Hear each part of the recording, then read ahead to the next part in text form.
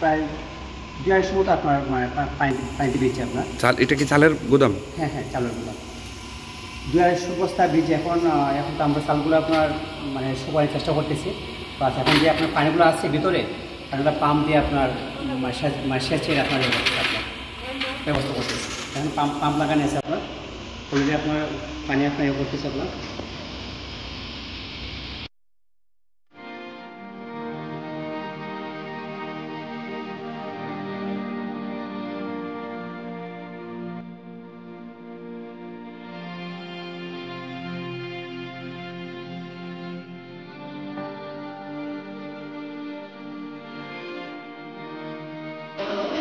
পুরো পানির নিচেই ছিল এই চালের গুদাম।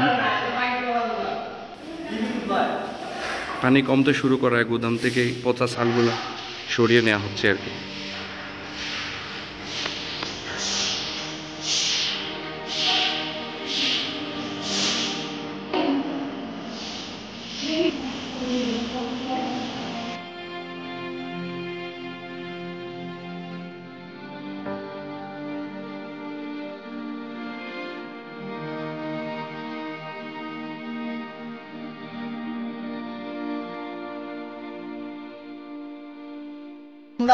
আমরা মেহর সব যে নগরী আমরা নগর আমরা বসবাস করি, যে জায়গাত আমরা থাকার স্থান এই জায়গাত খবর পানি, কিন্তু এই আমরা দোকানপাট যা কিছু আছে সব পানির নিচে। কিন্তু আমরা মেয়র সাহেবের কোনো প্রতিপক্ষ কি সরকারি লোক আমরা দেখাতে আসে না।